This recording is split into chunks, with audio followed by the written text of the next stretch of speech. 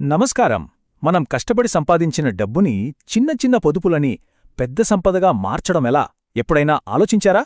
ఈరోజు మనం mutual funds అనే ఒక అద్భుతమైన సాధనం గురించి మాట్లాడుకోబోతున్నాం. ఇది అందరికీ అంటే ప్రతి ఒక్కరికీ అందుబాటులో ఉండే ఒక మంచి మార్గం. సరే, ఈరోజు మనం ఏమేం తెలుసుకోబోతున్నామో ఒకసారి చూద్దాం.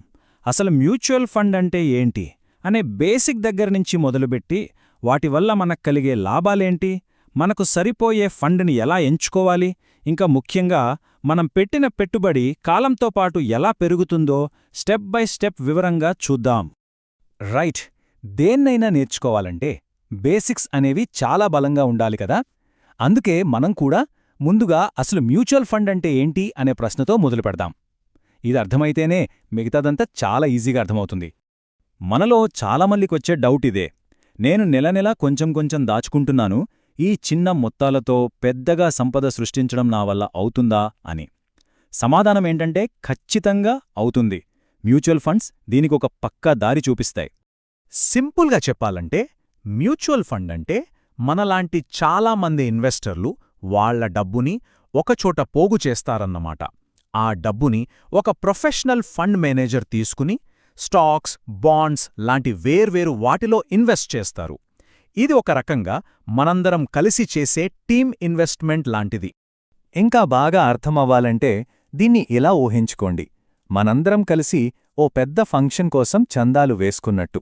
ఒక్కరే మొత్తం ఖర్చు పెట్టే బదులు అందరం కొంచెం కొంచెం వేసుకుంటే ఎంత పెద్ద మొత్తమవుతుందో మ్యూచువల్ ఫండ్స్ వెనకున్న ఐడియా కూడా అదే. ఓకే, మ్యూచువల్ ఫండ్ అంటే ఏంటో మనకొక ఐడియా వచ్చింది. మరి ఇంతమంది ఎందుకు దీనిలో ఇన్వెస్ట్ చేస్తున్నారు? అసలు దీనిలో ఉన్న గొప్పతనమేంటి?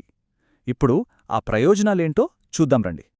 చాలామంది ఏమనుకుంటారంటే ఇన్వెస్ట్ చెయ్యాలంటే లక్షలు కావాలి అని. కాని అది అస్సలు నిజం కాదు.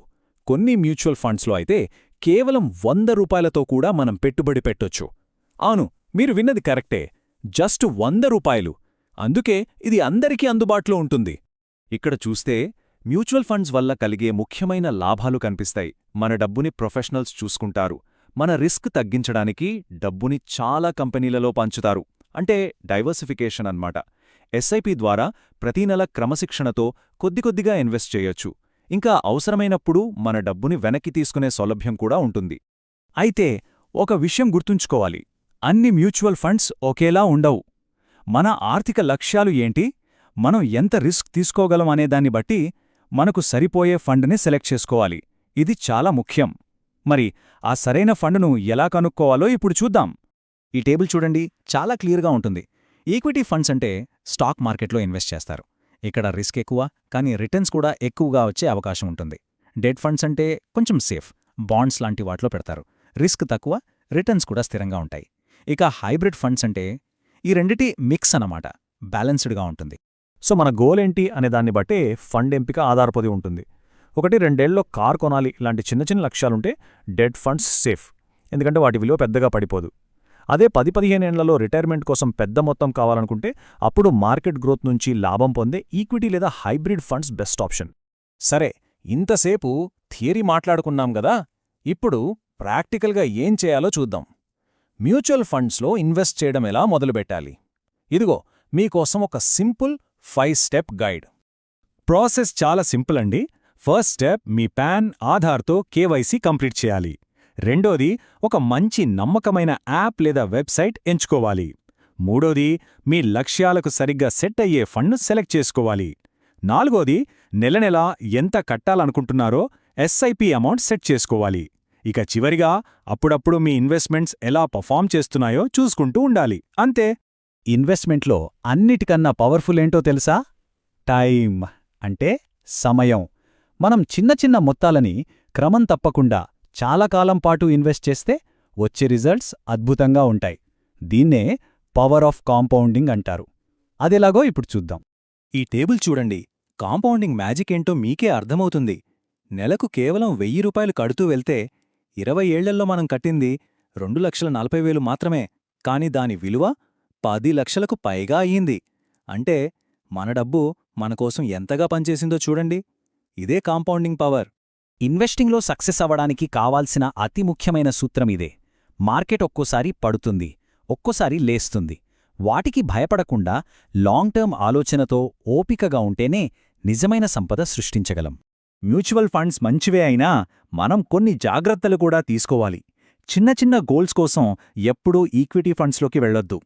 ఎవరో చెప్పారని, మొన్న బాగా రిటర్న్స్ ఇచ్చిందని ఫండ్ను సెలెక్ట్ చెయ్యొద్దు.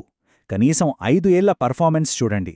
ఇంకా డైరెక్ట్ ప్లాన్స్ ఎంచుకోవడానికి ప్రయత్నించండి. ఎందుకంటే వాటిలో కమిషన్ ఉండదు కాబట్టి మీకు ఎక్కువ లాభం వస్తుంది.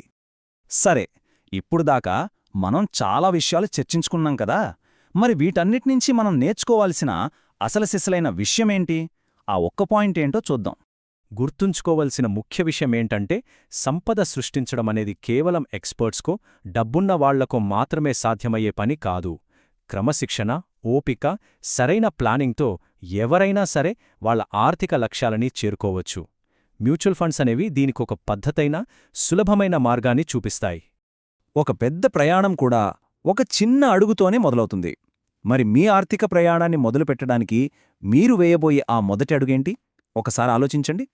మీ ఆర్థిక భవిష్యత్తును నిర్మించుకోవడానికి ఇదే సరైన సమయం. ఈ సందర్భంగా మీతో ఒక సంతోషకరమైన విషయం పంచుకోవాలనుకుంటున్నాను.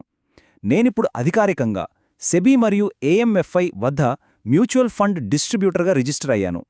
మీ ఆర్థిక ప్రయాణంలో మీకు ఎలాంటి సందేహాలున్నా స్పష్టత ఇవ్వడానికి, మీకు సరైన మార్గం చూపించడానికి నేను సిద్ధంగా ఉన్నాను. Equity funds, debt funds, retirement planning, ఇలా ఏ విషయంలోనైనా మీకు ప్రొఫెషనల్ గైడెన్స్ కావాలంటే నన్ను సంప్రదించవచ్చు. మరిన్ని వివరాల కోసం paisamargam.comను సందర్శించండి లేదా 89787099881 నంబర్కు వాట్సాప్ చేయండి. మనందరం కలిసి మన సంపదను పెంచుకుందాం.